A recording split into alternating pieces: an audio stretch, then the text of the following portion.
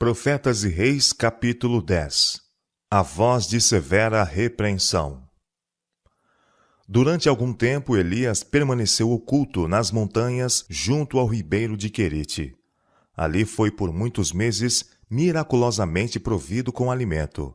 Mais tarde, quando, devido à estiagem, o ribeiro secou, Deus mandou seu servo procurar refúgio numa terra pagã. Levanta-te, Deus lhe ordenou, e vai a Sarepta, que é de Sidom, e habita ali. Eis que eu ordenei a uma mulher viúva que te sustente. Esta mulher não era israelita. Jamais havia ela tido os privilégios e bênçãos que o escolhido povo de Deus desfrutava. Mas era uma crente no verdadeiro Deus e tinha andado em toda a luz que brilhava em seu caminho. E agora, quando não havia segurança para Elias na terra de Israel, Deus o enviou a esta mulher, a fim de asilar-se em seu lar.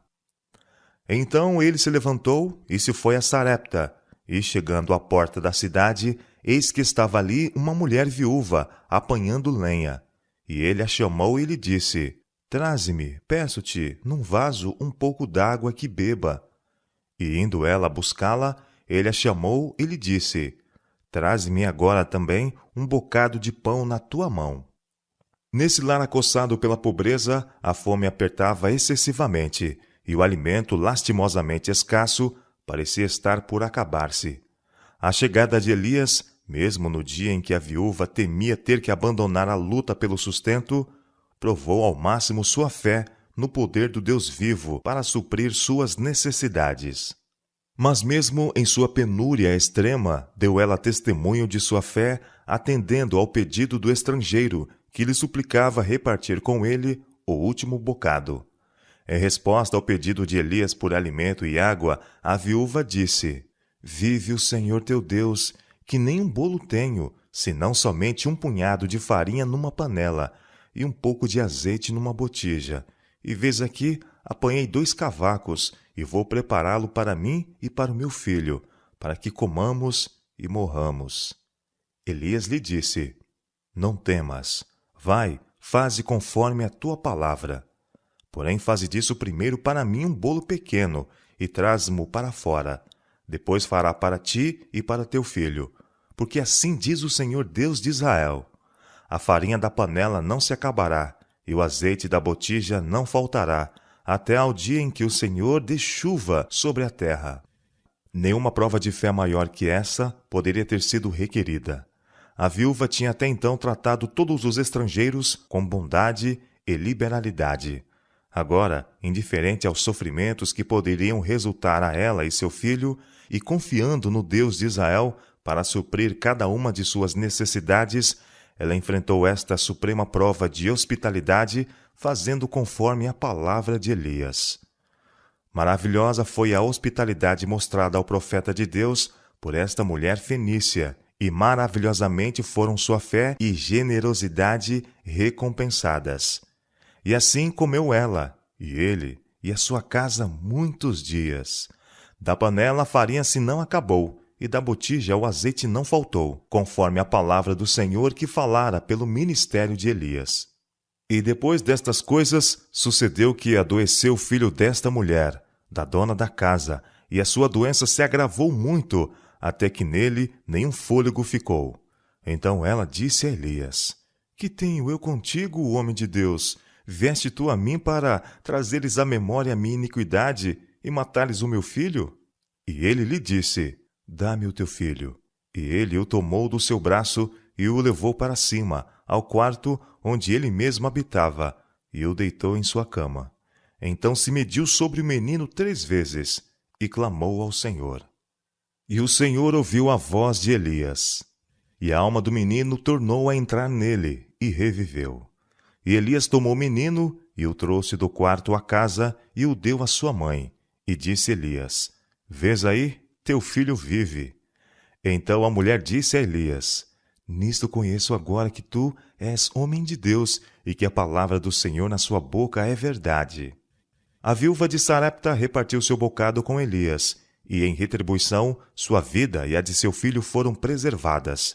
E a todos os que, em tempo de prova e carência, dão simpatia e assistência a outros mais necessitados, Deus prometeu grande bênção. Ele não mudou. Seu poder não é menor agora do que no tempo de Elias. Nem é a promessa menos verdadeira agora do que quando foi dita pelo Salvador. Quem recebe um profeta em qualidade de profeta, receberá galardão de profeta. São Mateus capítulo 10, verso 41. Não vos esqueçais da hospitalidade, porque por ela alguns, não sabendo, hospedaram anjos. Hebreus capítulo 13, verso 2. Estas palavras não perderam nenhuma força através do tempo decorrido. Nosso Pai Celestial ainda continua a pôr no caminho de seus filhos oportunidades que são bênçãos disfarçadas, e os que aproveitam essas oportunidades encontram grande gozo. E se abrires a tua alma ao faminto e fartares a alma aflita, então a tua luz nascerá nas trevas, e a tua escuridão será como o meio-dia.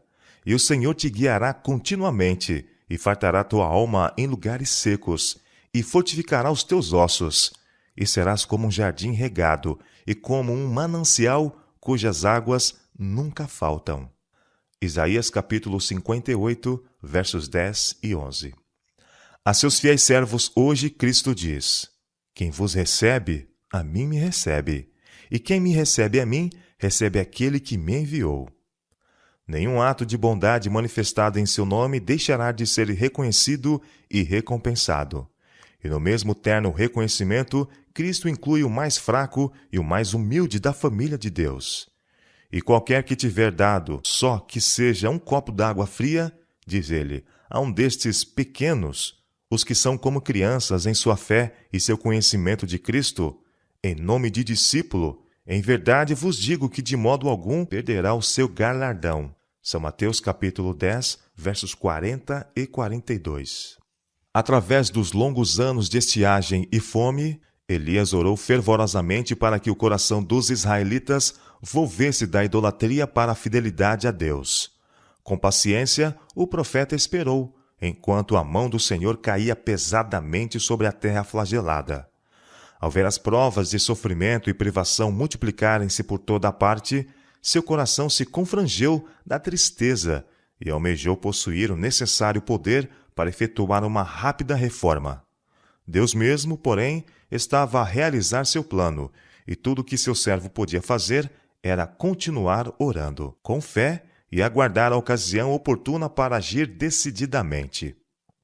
A apostasia predominante nos dias de Acabe era o resultado de muitos anos da prática do mal. Passo a passo, ano após ano, Israel estivera se afastando do caminho reto.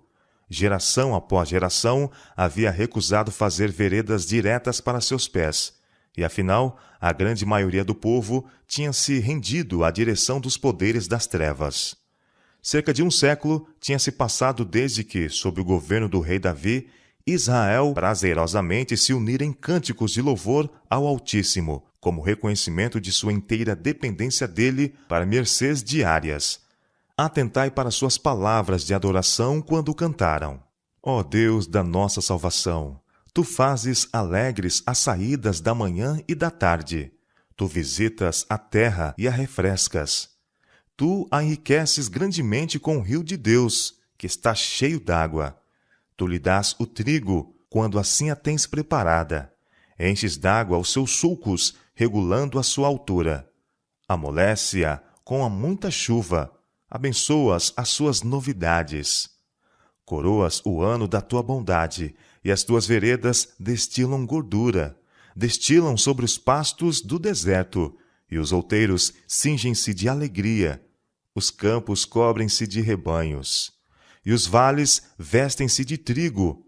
Por isso, eles se regozijam e cantam. Salmo 65, versos 5 e versos do 8 a 13. Israel havia então reconhecido a Deus como aquele que lançou os fundamentos da terra. Como expressão de sua fé, eles cantaram: Tu a cobres com abismo, como um vestido. As águas estavam sobre os montes. A tua repreensão fugiram. A voz do teu trovão se apressaram. Sobem os montes, descem aos vales, até ao lugar que para elas fundaste. Limites lhes traçastes, que não ultrapassarão, para que não tornem mais a cobrir a terra. Salmo 104, versos 5 a 9. É pela potente força do ente infinito que os elementos da natureza na terra e no mar e no céu são mantidos em seus limites. E esses limites ele usa para a felicidade de suas criaturas. Seu bom tesouro é livremente despendido para dar chuva no seu tempo e para abençoar toda a obra das tuas mãos. Deuteronômio capítulo 28, verso 12. Tu que nos vales fazes rebentar nascentes, que correm entre os montes, dão de beber a todos os animais do campo. Os jumentos monteses matam com ela sua sede.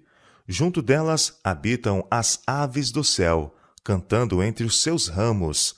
Faz crescer a erva para os animais, e a verdura para o serviço do homem, para que tire da terra o alimento, e o vinho que alegra o coração do homem, e o azeite que faz reluzir o seu rosto, e o pão que fortalece o seu coração.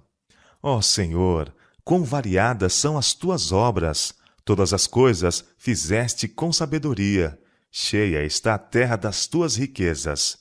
Tal é este vasto e espaçoso mar, onde se movem seres inumeráveis, animais pequenos e grandes. Todos esperam de ti, que lhes dês o seu sustento em tempo oportuno, dando-lhe tu, eles o recolhem. Abres a tua mão, e enche-se de bens. Salmo 104, versos 10 a 15 e versos 24 a 28. Israel tivera abundantes ocasiões de rejubilar-se. A terra a qual o Senhor os levara era uma terra que manava leite e mel. Durante o jornadear pelo deserto, Deus lhe assegurara que os estava guiando a um país onde nunca teriam de sofrer por falta de chuva. A terra que entras a possuir, declarou-lhes, não é como a terra do Egito, donde saíste, em que semeavas a tua semente e a regava com o teu pé, como uma horta. Mas a terra que passais a possuir é terra de montes e de vales, da chuva dos céus beberá as águas. Terra que o Senhor teu Deus tem cuidado. Os olhos do Senhor teu Deus estão sobre ela continuamente, desde o princípio até ao fim do ano. A promessa de abundância de chuva tinha sido dada sob condições de obediência. E será que o Senhor declarou, se diligentemente obedecerdes aos meus mandamentos que hoje te ordeno, de amar ao Senhor teu Deus e de o servir de todo o teu coração e de toda a tua alma, então darei a chuva da vossa terra a seu tempo, a temporã e a serôdia, para que recolhas o teu grão, e o teu mosto e o teu azeite, e darei erva no teu campo aos teus gados, e comerás, fartar-te-ás.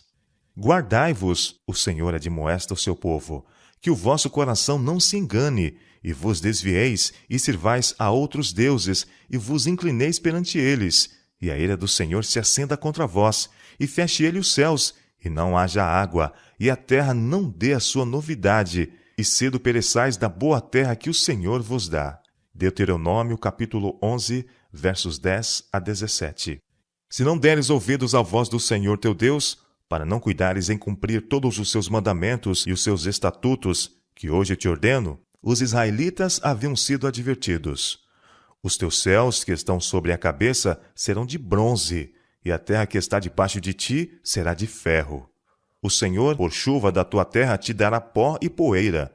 Dos céus descerá sobre ti, até que pereças. Deuteronômio, capítulo 28, versos 15, 23 e 24.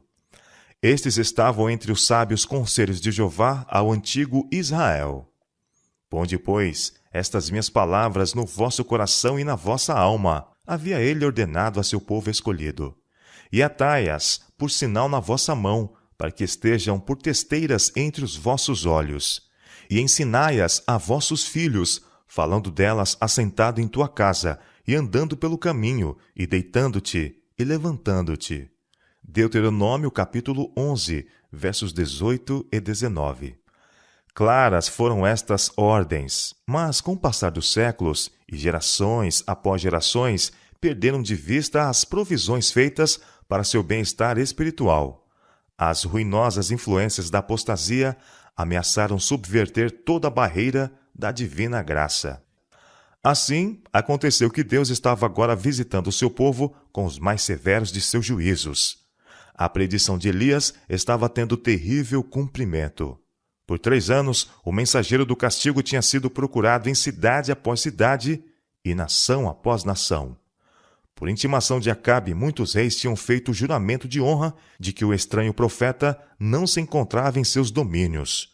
Contudo, a busca continuava, pois Jezabel e os profetas de Baal odiavam Elias com ódio mortal e não poupavam esforços para trazê-lo ao alcance de seu poder. E ainda não havia chovido. Afinal, depois de muitos dias, a palavra do Senhor veio a Elias no 3º ano, dizendo: Vai, mostra-te a Acabe, porque darei chuva sobre esta terra. Em obediência à ordem, foi Elias mostrar-se a Acabe. Aproximadamente ao tempo em que o profeta pôs-se de viagem para Samaria, Acabe havia proposto a Obadias, mordomo de sua casa, que fizessem rigorosa procura de fontes e ribeiros de águas, na esperança de encontrar pastagem para seu gado e rebanhos famintos. Até mesmo na corte real, os efeitos da demorada estiagem foram agudamente sentidos. O rei, profundamente preocupado quanto ao futuro de sua casa, decidiu unir pessoalmente seus esforços aos de seu servo na busca de alguns pontos favoráveis onde pudessem haver pastagem. E repartiram entre si a terra, para passarem por ela. Acabe foi à parte por um caminho, e Obadias também foi à parte por outro caminho. Estando, pois, Obadias já em caminho, eis que Elias o encontrou, e conhecendo-o ele, prostrou-se sobre o seu rosto, e disse: És tu o meu senhor Elias? Durante a apostasia de Israel, Obadias tinha permanecido fiel. Seu senhor, o rei, fora incapaz de desviá-lo de sua fidelidade ao Deus vivo. Agora era honrado com uma comissão da parte de Elias, que lhe disse: Vai e dize a teu senhor: Eis que aqui está Elias. Grandemente aterrado, Obadias exclamou: Em que pequei? Para que me entregues teu servo na mão de Acabe, para que me mate? Levar a Acabe uma mensagem como esta era o mesmo que cortejar morte certa. Vive o Senhor teu Deus, explicou ele ao profeta, que não houve nação nem reino aonde o meu Senhor não mandasse em busca de ti. E dizendo eles: Aqui não está. Então ajuramentava os reinos e as nações, se eles te não tinham achado. E agora dizes tu: Vai, dize ao teu Senhor: Eis que aqui está Elias. E poderia ser que, apartando-me eu de ti, o Espírito do Senhor te tomasse, não sei para onde, e vindo eu dar as novas a Acabe, e não te achando ele, me mataria. Ardorosamente suplicou Obadias ao profeta que o não enviasse. Eu, teu servo, instou: Temo ao Senhor desde a minha mocidade. Porventura não disseram a meu senhor o que fiz? Quando Jezabel matava os profetas do Senhor, como escondia 100 homens dos profetas do Senhor, de 50 em 50, numas covas, e o sustentei com pão e água? E agora dizes tu: Vai, dize ao teu senhor: Eis que aqui está Elias. E me mataria. Com o solene juramento, Elias prometeu a Obadias que a mensagem não seria em vão. Vive o Senhor dos exércitos, perante cuja face estou, declarou ele, que deveras hoje me mostrarei a ele. Assim tranquilizado foi Obadias encontrar-se com Acabe, e lhe anunciou. No misto de espanto e terror, o rei ouviu a mensagem do homem a quem temia e odiava, e a quem tão incansavelmente havia procurado. Bem sabia ele que Elias não arriscaria a vida meramente pelo prazer de encontrá-lo. Seria possível que o profeta estivesse em vias de pronunciar outro ai sobre Israel? O coração do rei estava carregado de temor. Ele se lembrava do braço de Jeroboão que havia secado. Acabe não fugiria de obedecer à intimação, nem ousaria levantar a mão contra o mensageiro de Deus. E assim, acompanhado por um corpo de guardas, o tremente monarca saiu a encontrar-se com o profeta. O rei e o profeta postam-se face a face. Embora Acabe esteja cheio de apaixonado ódio, contudo, na presença de Elias, parece acovardado, impotente. Em suas primeiras vacilantes palavras, És tu o perturbador de Israel? Ele inconscientemente revela os íntimos sentimentos de seu coração. Acabe sabia que fora pela palavra de Deus que os céus se tinham tornado como bronze, embora procurasse lançar sobre o profeta a culpa pelos pesados juízos que caíam sobre a terra. É natural que o obrador do mal torne o mensageiro de Deus responsável pelas calamidades que vêm como seguro resultado do afastamento do caminho da justiça. Os que se colocam sob o poder de Satanás são incapazes de ver as coisas como Deus as vê. Quando o espelho da verdade é posto perante eles, ficam indignados ao pensamento de receber reprovação. Cegados pelo pecado, recusam-se a arrepender-se. Sentem que os servos de Deus se voltaram contra eles e são dignos da mais severa censura.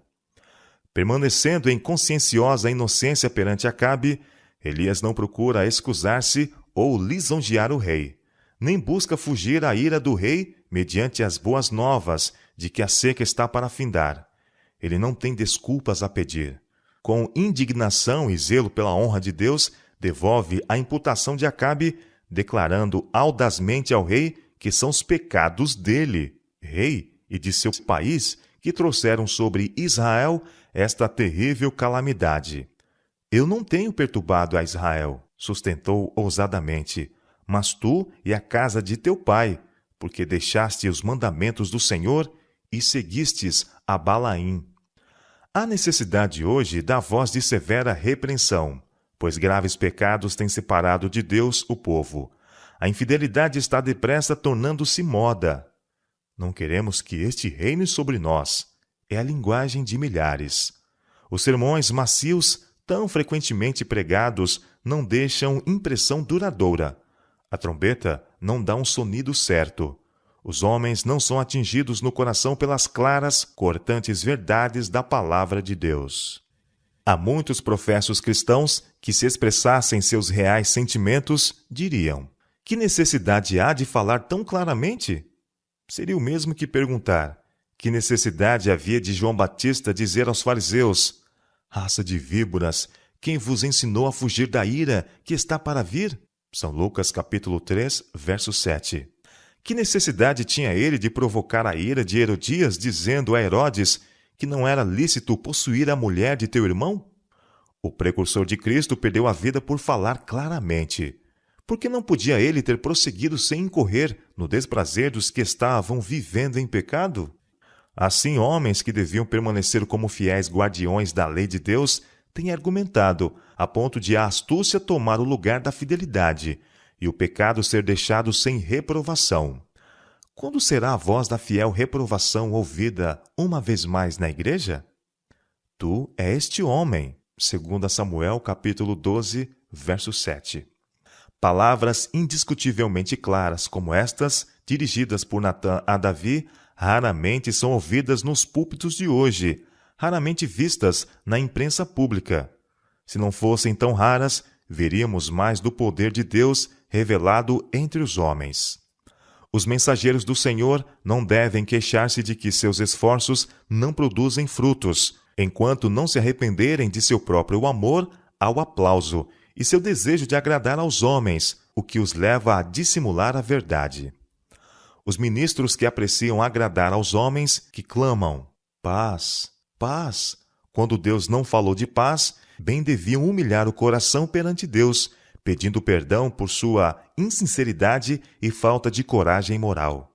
Não é por amor ao próximo que eles abrandam a mensagem que lhes é confiada, mas porque são indulgentes para consigo mesmos e amam a vida fácil.